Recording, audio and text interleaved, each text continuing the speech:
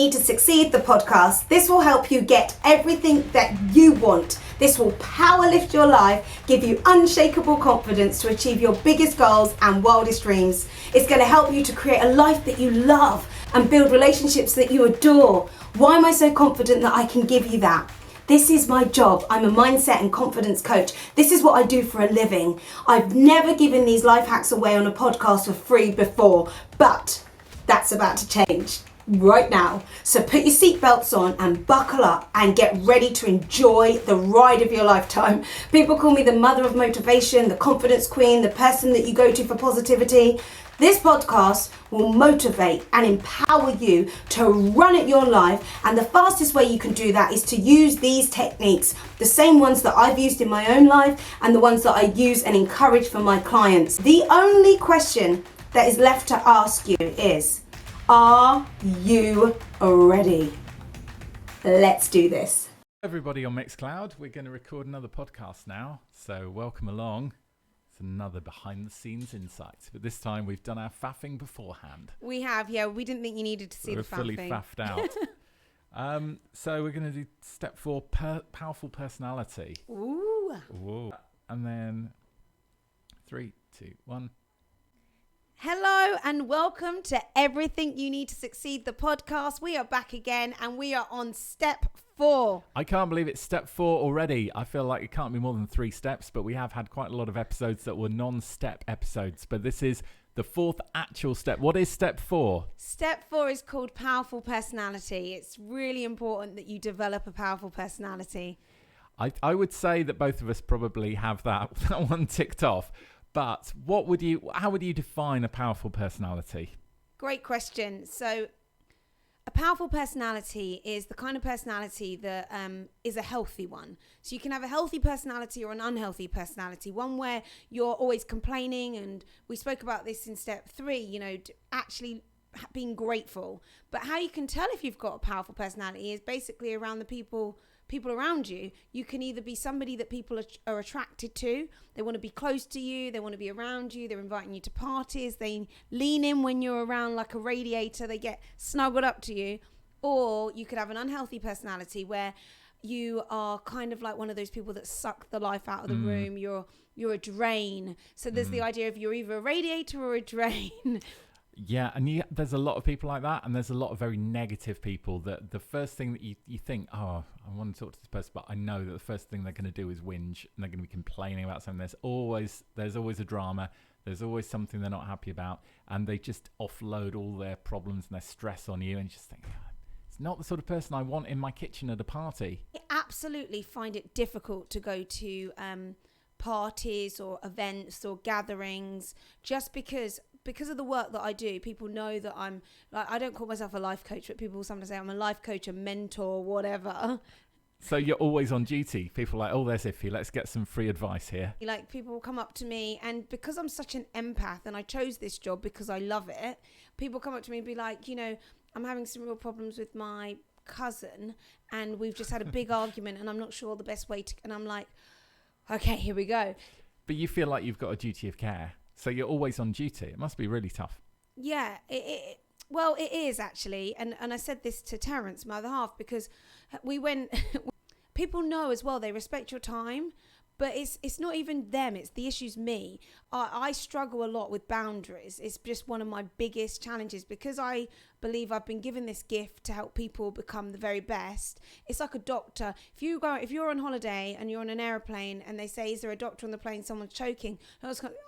I'm just having some self-time right now. This is a moment for me. Bit busy. Come on, seriously. I'm on a plane. I'm eating my peanuts. I haven't got time to save a life. Exactly. But it is like you said, it's a duty. And I think when you become a coach or you do anything which is helping the community, you like a fireman. If there's a fire and they're driving past, a fireman would not be able to continue driving on without stopping. I think they'd get fired, wouldn't they? They were like, yeah, there was a fire, but honestly, I wanted to go and see the new Mission Impossible movie that had come out. So I was taking the boys out to the cinema. Yeah, there was a fire, but there's always a fire, isn't there? I think when you truly do the thing that you love in you, it's part of who you are. So when we talk about going to parties and stuff, I am somebody who people are drawn to, because especially as a motivational speaker, I'm always like, you can do it, you've got this. So they're like, oh, if it's here, I know I'm going to leave feeling, pumped and ready to go. Or on the other side, I feel like I'm a radiator and that you will want to be around me. But there are some of my friends and long-term friendships who are not living their best lives. And when they see me, they actually probably roll their eyes and think, let me get away from her because she's going to try and coach me. I think also different people react well to different personality types. So in couples, sometimes you have one really effervescent person and somebody who's a bit quieter, and they get on well together and they complement each other.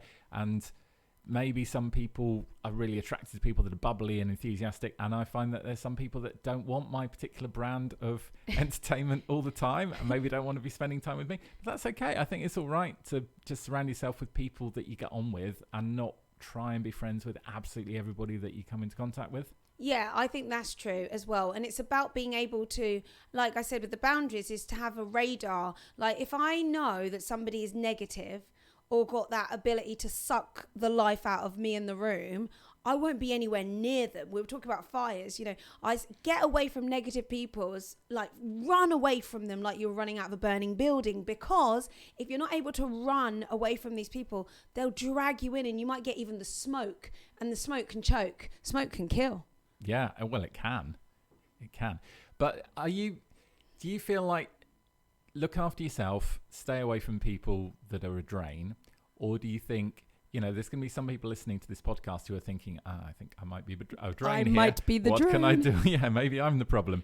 Is it just who they are? Is it their personality, or is it a problem that they need to be fixing? And is such a loaded question, and I love it, because every single one of us has the ability to change and adapt and reinvent ourselves. We especially, I'm an autistic person, so my natural personality tendency is quite rigid, regimented. I've got, if you Google what autism is in the dictionary, it says this, autism is this a significant difficulty in social and communication, repetitive and restrictive behaviors. All of those things are in me. Now, does that mean that defines me? Absolutely not. I think the thing is if you can have self-awareness and you have a desire to get along with people, and you understand that at the core of everything, we all want to feel connected, don't we? So if you are unable to connect with people because your personality is your characteristics are maybe negative or difficult, then you can change them. I don't think you're set in, I'm always going to be the miserable person. That's only if you decide. Absolutely. And you have control over your own behavior, and you have control over which version of yourself you're going to be in a particular situation. And you might be feeling negative, but if you don't say negative things, it'll help you feel less negative. You get back what you put out there. So if you allow yourself to be moaning, it's just going to get worse, isn't it? Yeah, and people are going to avoid you. And one of the books that I refer to is Think and Grow Rich. There's a great book, Think and Grow Rich. The author's a guy called Napoleon Hill. It's one of those books, it sold like 90 million copies. And in there, Napoleon Hill talks about the 17 characteristics of a successful human being, how to have a pleasing personality. And he breaks down those 17 characteristics. Would you like me to tell you what they are? Yeah, I wonder why there's 17. Could he not think of an 18th one? It would be nice to have a round number, though. 17's a bit of a kind of an I like 17 because that's my date of my birth. My birthday is on the 17th, so I'm kind of okay with the 17. Well, I hate it. I think it's an awful number. Okay. I don't know if we can be friends if you were born on the 17th. My wife has got a thing about prime numbers. She doesn't like them at all. She thinks they're just ugly numbers. I know just look wrong. I know what you mean. Like my nieces, they have a thing that when they come to my house, if they're turning up the volume on the TV, if the volume isn't on an even strong number, they're uncomfortable. She does that. If it's at 13, they're like, move it to 14. I know. She's had to buy an electric car because it's just a nightmare at the petrol pump. She's like, get it to the right. Yeah. There are people. If she goes over, yeah, she'll be literally pouring the petrol on the floor of the petrol station to get it to the right number. That is control, people. That is definitely a control thing. And I mean, it's something. And I was my sister, my dad, my nieces, my nephews. I suppose. Gosh, we're all from the same family, and I'm even like it to a degree. I like a good round number. I like to really finish something off, and I think why? because we feel undone. We feel like something bad's going to happen if we keep it at number 13 rather than 14. Definitely not 13. No, Yeah, okay, don't let's say stop on that. 17, not But 18. 17 is a great example of that. Why would you stop on 17 when you could be 18 or 20 or 15 is fine? Well, because Napoleon Hill has got to the point in his life where he is in control. He is in control of his behavior, and he is not obsessed by those numbers, clearly. He's just going to think of another one, though, and have to tear his whole book up and go like, sorry, guys. There is an 18. Update. There was a number 18. I like that. So let me get on with telling you what these are. Now, this is really, whenever I give people these, I must admit, when I was reading them, I felt a little bit sick in my mouth because there was quite a few things that he says makes an unpleasing personality that I actually have. And I want you to check yourself now. So we're going to start with number 1. Are you ready? Oh, no. We're going to get some honesty here. Yeah, okay, go on then. So I'm just going to read this part of my book. It says, below are the common habits that destroy a pleasing personality. Oh, he doesn't beat around the bush, does he? He says it how it is. He does, as in, and well, I said that bit, as highlighted in Hill's book. By the way, did he call himself Napoleon? Is that his sort of... That's his actual name. That's his stage name. He was like, who shall I be? I'm going to call myself... Napoleon. Napoleon. Do you know what? I think... I'll have to Google if his real name is Napoleon, but Napoleon... There's a brilliant story about Napoleon Hill. Let me just tell you quickly. Okay. So Napoleon Hill was working for a guy called Andrew Carnegie. Andrew Carnegie is like a Scottish billionaire. If you put together his money in those times, in the beginning of the century, he was worth more than Bill Gates and Warren Buffett put together. He was a total billionaire. And he actually gave away 90% of his money to charities. Anyway, point is, Andrew Carnegie, he was like, I want to know what makes people successful. What is it that makes people successful? So they got a list of the 500 most successful businesses around that time, like in the 1900s. And he said, right, let's figure out what is it that makes them successful. And he said Napoleon Hill, who worked for him, to go and interview all the business owners to find out, because he wanted to just put together the data. Napoleon Hill comes back and he says to him, right, I've got a list of 66 reasons why these people are successful. And Andrew Carnegie goes, no, go back and whittle it down to the top 3. I want to know what are the top 3 things. Do you want to know what they are? What are they? Right. So the first 2, and it's called the Andrew Carnegie triangle. I coach on this topic a lot. So it's called the Andrew Carnegie triangle. So there's 3 things. The first one, in no particular order, is skills. The second one is knowledge. So it makes sense. The application of knowledge is skills, and so you've got skills and knowledge. All the successful companies have skills and knowledge, but the percentage of skills and knowledge is equal. Okay. It's 15% between them. So that's 7.5% of the reason why companies are successful is skills, and 7.5% is knowledge. Okay? Okay, so there's one whopping factor that makes up the other 85% then. And what do you think that is? The people. Maybe. Kind of. Talent. Kind of. Sense of humour. Oh, kind of. We're getting there. The sexiness of the company.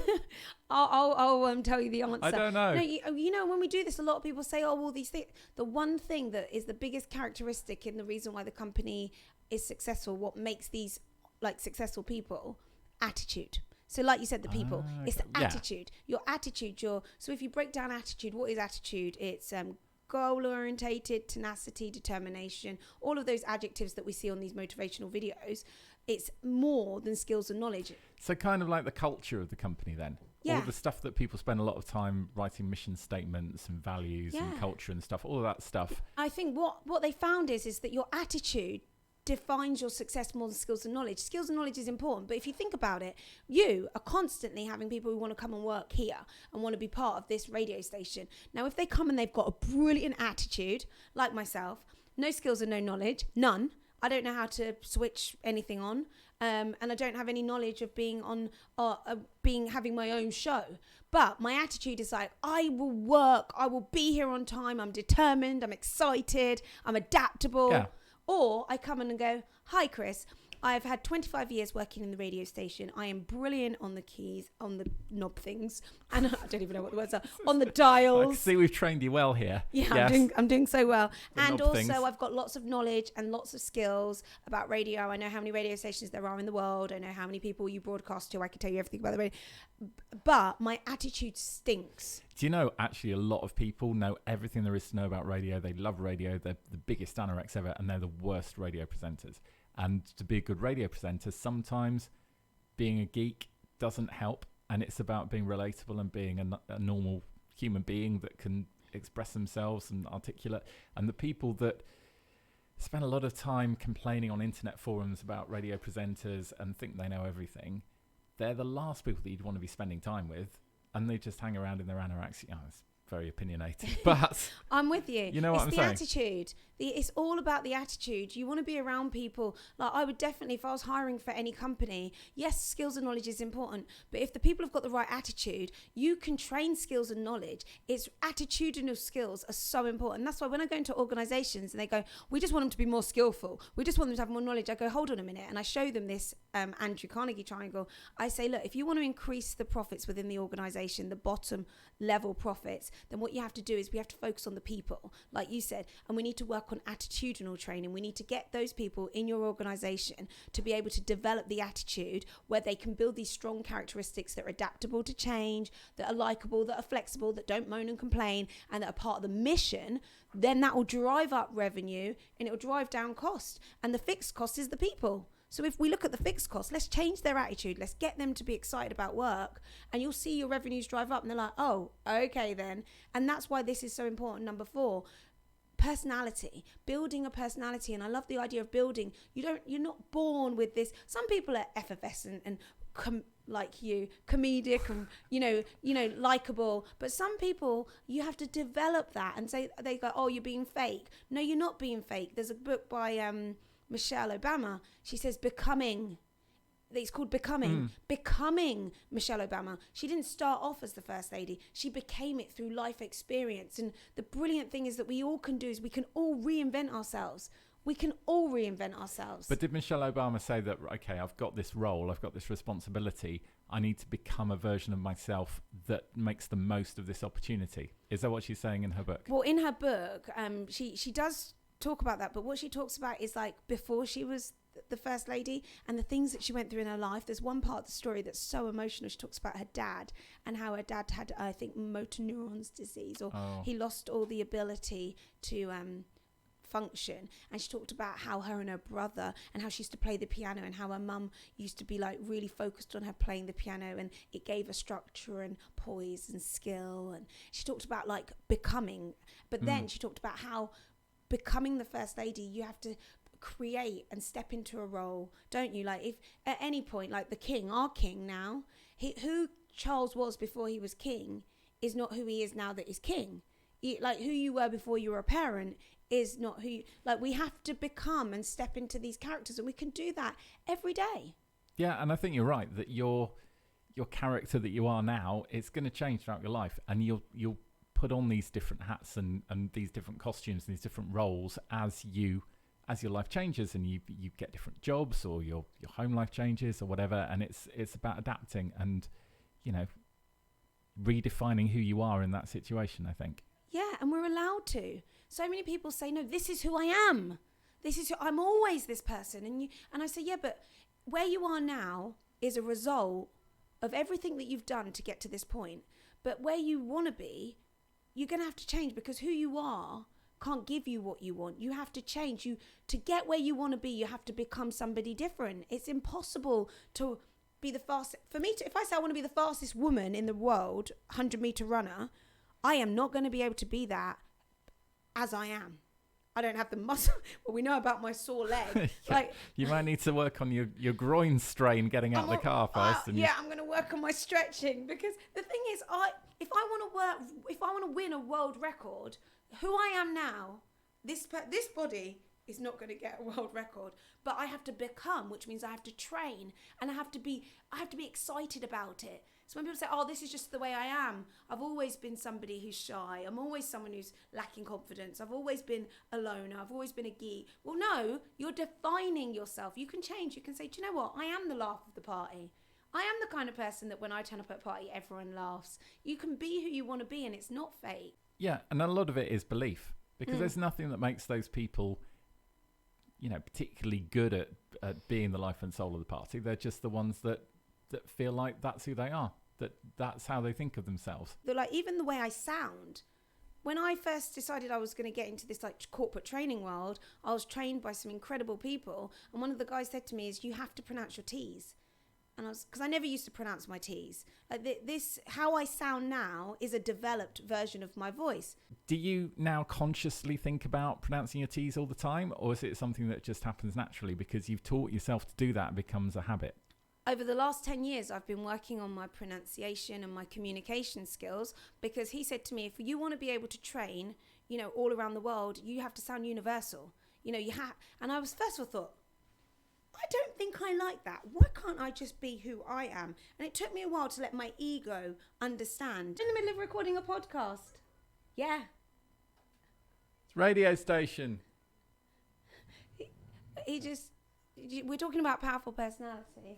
He walked past and he was like, for anyone who's wondering why we suddenly had a pause, we record the podcast at Revolution Radio, and someone just walked past the window and he was like knocking on the window going, who are you?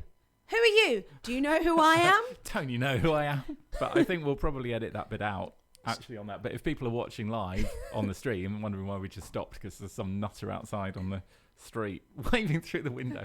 Sorry if that's your dad. But I'm totally, I can't remember where they don't have that on the One show, do they? They sit in front of that window every night. Nobody has ever knocked on the glass and said, what are you doing in there? What are you doing in there? What are you doing? What does it look like we're doing? No, I don't know what he was thinking. I think he was just letting you know that he really admires that jacket. Yeah, this is a really cool jacket. What do you think? Thank you. It's a good look. I've had Strong it for look. a while, It's from River Island. Oops. Hopefully they'll sponsor the podcast.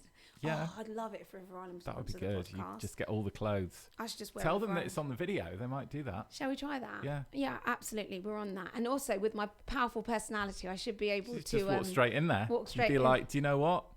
This island wouldn't exist if I hadn't put it there.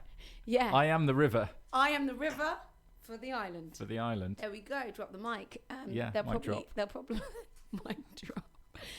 Yeah, we're not getting any sponsorship. Coat hanger drop. We're not. Yeah, I like that. Just go up to the till with it with clothes.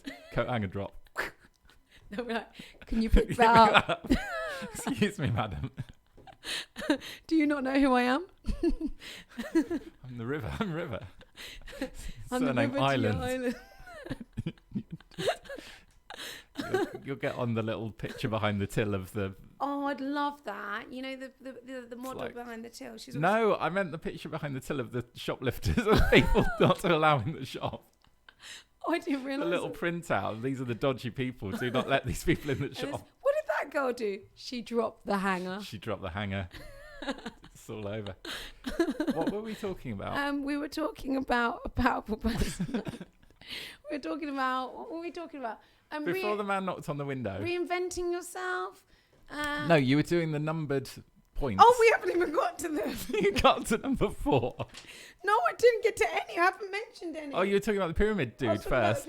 Right, okay, let me just give you, because if you're waiting patiently and saying, let me find out if I've got any of these negative personality traits. Right, so the first one is... It's getting distracted. Oh, here, I've got it. Butting in. Butting in is the first one. What is it? Right, so What is it? Butting in. What did you say it was? Stop it, Chris. Butting in is the worst. Right, so let me just say this. First of all, I wrote this. I strongly advise that you check this guide to see if any of these traits sound familiar to you. Yeah. If you do recognize a few of the unpleasant personality traits as your own, don't beat yourself up. The good news is that your personality is something you can change entirely by deciding in advance to choose to behave differently. It's like actors, though. If you're an actor, every time you go on that stage, you've put on a new personality. Yeah. And I think the best actors really believe that they are that person while they're doing the acting. It takes them a while to kind of switch back to being themselves again. Let's not talk about acting, because Chris, I am a huge Shonda Rhimes fan. Now, she wrote How to Get Away with Murder, Grey's Anatomy, Yep. and the actress Viola Davis. You know, the lady's always crying with snot on her face.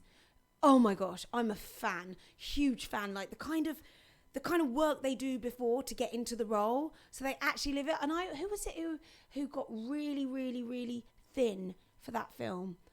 Michael Bale, was it Batman guy? The guy, he got so thin and he lost loads of weight because he was playing Which film was it? Was it the Manchurian? Okay. Can't remember. I was watching. Anyway, if we start talking about films, we will have another conversation because I'm a massive Christopher Nolan fan. Are you a Christopher Nolan fan? No, those Batman films were great, and everything he does is brilliant. Everything that he does is brilliant. Absolutely. Anyway, let's not go there because I could talk about Inception and Interstellar. Yeah, Inception's a good film. Oh, yeah, great film. Anyway, so basically, the fact what you were saying is that actors have the ability to be really kind of adopt this new character. Yeah, and the same in life, like you're saying, that you need to have the ability to shake off those personality traits that are on the list. Unpleasant. So these are the ones you should shake off. The first one, butting in. Butting in is a really important one. One of the most destructive habits. It's so annoying, isn't it? I'm not going to... It really ticks me off. When people interrupt me and I can't get a word in, I'm going to try and say this. One of the most annoying destructive personality habits. traits. Right now, if you're wondering why we're talking over each other, it's because Chris keeps butting in. I'm butting in. Okay. I'm showing how annoying it is. Butting in because is like people want to listen to what you've... Can you stop, please? See how frustrating it is? And being on the receiving end of someone butting in is quite frustrating. So it's like you sticking your foot out and tripping them up every time they try to talk. And also finishing their sentences for them. You know when That's people one do of the that? most annoying things. It's one of the most annoying things. Annoying things. Annoying things. And do you know what else is really annoying? Talk for a bit, I'll show you. Butting in is one of the most destructive habits that people of when you jump into a conversation and take over whilst they're still speaking. Yeah. It's really annoying, isn't it? That is really annoying. You know when someone finishes the end of your sentence? Sentences, yeah. Or your sandwiches. So stop yourself from doing that. I found myself doing it once or twice. It's annoying when people talk slowly, though, because you just, I know what you're going to say. I'll just tell it for you because you're wasting my time here. Come on. Yeah, that is absolutely true. Have you ever actually finished someone else's sentence because you're rushing? Yes, I have. And do you know and in it the moment happens all that the it's time, and I annoying? know it's annoying, but I still do it. Okay, let's move on. Yeah, that's so true. I'm not doing that anymore either. Second one is sarcasm, expressing and using insinuations and telling jokes. Oh, well, that's funny, clever, isn't it? That's so funny. That leave people feeling uncomfortable. I'm not going to do all of these things to demonstrate how annoying they are, but even they though are I annoying. could. But sarcasm is it's the cruelest form of wit, isn't it? It is. I don't like sarcasm. And if you do hear somebody or see somebody acting in a sarcastic way, now that you know that sarcasm is an unpleasant personality trait, just leave them. I think it's one of those things that everybody knows that it's unpleasant, but a lot of people think they're funny. Yeah, but like banter. You're not Blackadder. It's not funny. It's not. And even when he does it, you probably wouldn't want to be hanging around him. We can lean in a little bit to banter because we live in a world now where people go, oh, we have so much banter in our family. I'm like, banter, if you actually Googled what banter is actually putting somebody down. We spoke about this, putting somebody down in an unpleasant way while making it seem like it's a joke when it's not actually a joke. Yeah, that's beyond sarcasm. It's insulting that's taking someone. the mickey out of people, and it makes you feel good, it makes them feel awful, it makes the third person feel uncomfortable. You feel like you're the funniest person ever, but it's not clever. It's not nice. Clever. It's not going to make you friends. No one's going to think you're hilarious. Yeah, no one even likes people who do that. And when they go, oh, we have loads banter. Like in my family, there is a no banter house, none. And when my children were growing up very little, when they're like 6 and 7, we've got a lot of older nieces and nephews. I say, come in the house, no banter. We don't do that weird kind of banter stuff because there's always somebody who's left with the lingering feeling of, did they mean that? Do you know what the worst thing is? When you're having a laugh with somebody and you think they're enjoying it, and then one day you realise that all this time they're really not. So this is a horrible story, but I used to have this guy that read the news on my radio show called Max, and every time he'd come on to read the news, we'd have a little bit of banter beforehand. I'd be like, oh, it's Max. It's the Max Factor. Who's got the Max Factor today? It's the Max. Max taking news to the max. Here he is. It's Max. And he'd read the news. And he just one day came in the studio and he just said to me, do you know what? Every time I come in to read the news, I've just got this sick feeling in the pit of my stomach. And I wonder what you're going to say next to take the mickey out of me. And I felt awful because I didn't think I was taking the mickey out of him. I thought we were both having a laugh about his name, but he didn't find it funny at all. And then I felt really awful, and then he left, and we didn't really talk much after that. So I think Lessons learned, but a lot of the time you can be cruel to somebody without realizing it if you're taking the mickey out of them. And even though you might think they're laughing, and they might be laughing, inside pretending they might to laugh. not be laughing. Yeah, so it's easier just not to do it. Like, and my other half was like, but Iffy, you never take jokes, because I find it hard to get jokes, as you've seen many times with your jokes, dad jokes. Very easy to wind up though, because you Very believe easy. everything. So you just say something and you'd be like, really? Yeah. And I was like, And no. that's what I mean. So I have to keep on. I have to get a baseline with Chris to work out, oh, he's being funny. So whenever Chris is funny, like your left eyebrow kind of goes up a little bit, and I'm like, oh, it's being funny. Yeah, but that's the problem with my sense of humour, that I do stuff with a straight face, and I find myself hilarious, but I would hate if people thought I was taking the mickey out of them, because I'm not. I'm just being Don't ironic. worry, you're not. And the thing is, with your friend, I think it was really brave that he was able to say that, and we can all learn from that. Let's think about any times in our lives where we think we've been funny and we're not being funny, and the other person doesn't have the confidence enough to tell us that what we're doing isn't very kind. And it happens in households a lot with siblings, and it's got to stop, because really what we're doing is we're driving a wedge between the people that we should be hugging and embracing. The radiators or drain. If you're a radiator, then when you say stuff, people want to be near you. But if you're a drain, and when you say stuff, people want to run away from you or have that sick feeling, and nobody does it intentionally. So we just need to get on it and just say, do I want to be the kind of person that can only build connections by making jokes and tearing people down? Or do I want to be the person who can make jokes and make people feel good? Yeah, and I think it's just understanding where the boundaries lie, and just there's lots of other ways of being funny without taking the mickey out of people. Yeah, you're absolutely right. There is. And the worst thing is when you don't do it to their face, and you're just taking the mickey out of somebody that you both know, and just that's cruel. Horrible. And the thing is, if we talk about powerful personality, our personalities are very much linked to our self-esteem. So how we feel about ourselves defines how we communicate with the world. So if you've got high levels of confidence and high levels of self-esteem, then when you speak to people and you communicate with people, you communicate on that high level, which is why when I go into schools, I'm like, the more we get kids to like themselves, the more they'll like other kids, and the better the world will be. If we all were walking around with high levels of confidence, high levels of self-esteem, we would then, what comes out, it's a bit like if you imagine a bottle and you were to fill it with, let's say, orange juice, and you start poking holes in that, like poking, orange juice comes out.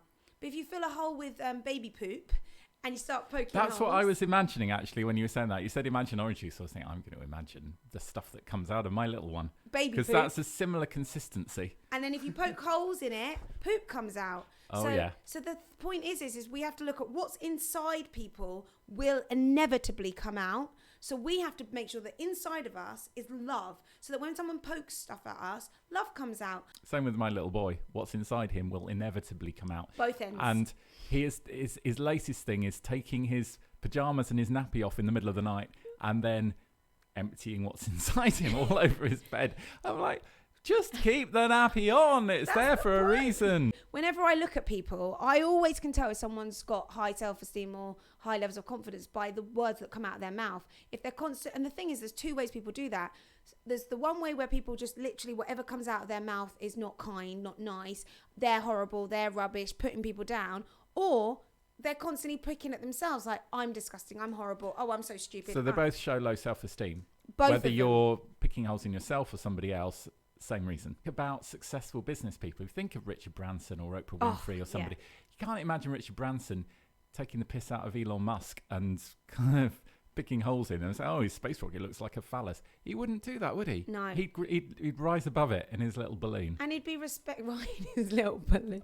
And he'd be respectful. That's me doing it now. I'm taking the mickey out of Richard Branson and his little tiny beard. It's easy to do. It's the cheapest form of wit. It is. Don't do it. Absolutely. It's not big or clever. It's not, and it's not likable either. And I know that we, in this society, especially if you're a Brit, we're used to like buttoning up that lip and like looking a bit stiff.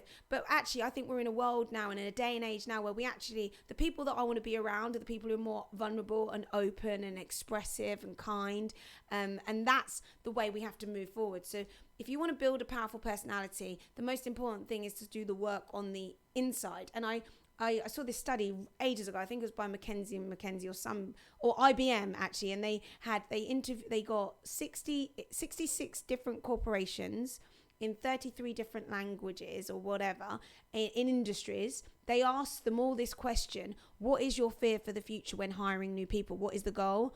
And they said what we want more than anything is people who can think differently, people who can think for themselves. So they didn't say we want them to have a degree, we want them to be we want thinkers, people who have the ability to think in our organizations, because that's going to be the difference whether our company grows, expands, or if it shrinks. Thinkers.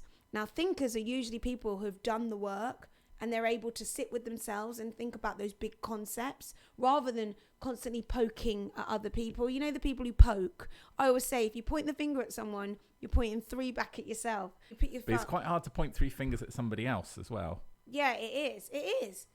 So if you're pointing 1 finger at somebody, you're pointing 3 back at yourself. So every time you're about to judge, put someone down, which is why I'm very conscious of not demonizing parents when I get frustrated, when I see, do you know what I saw the other day? Can I tell you this? Yeah. It's absolutely unbelievable. So I was coming back from picking my son up from school, and it was actually this time last week, so I'm still traumatized by the whole thing. There was a dad, and it was so weird because he was quite a chubby dad, and he had a chubby son. So the son looked like he was going to grow into the dad one day. So you know when you look like your dad, you look like your pets and your children. Yeah. So it's similar. So this boy's about 9, and his dad's in front of him walking, and I'm walking towards the dad. The dad goes, "You retard!" Oh. And I'm like, who's he talking to? And the boy's behind him and goes, "Why did you call me that, Dad?" Because you're a retard. That's why.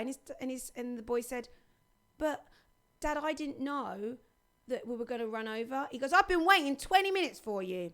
Get in the car." And I was like, you just called your son a retard. The language you use to talk to your kids is the language your parents use to talk to you. And that's something that you do unless you make a conscious effort not to do it. No, the words that we say carry a vibration, and the way that we communicate with ourselves, with our children, with our employees, with our friends, is all carrying a vibration. So why can we not just take a second before we think and think, is what I'm going to say, is it going to hurt them? And why am I saying it? Is it because I'm trying to control them? I think a lot of the time when you're annoyed, your filters are down and you're not thinking before you talk. And I think recognizing when you're losing your temper with kids and then taking a moment to choose your words carefully is a skill that every parent needs to develop. Cool. Thank you for listening. What's on the next episode? Next episode step 5, which is all about perfectly timing. It's all about who do you follow and why do you follow? And it's about creating a roadmap, about figuring out what is the steps to success and who's been there, who's done it, who's achieved what you want, and being able to have a strategic plan to help you get everything that you want. Fantastic. Right. We'll talk to you then. Good luck. See you. Bye-bye.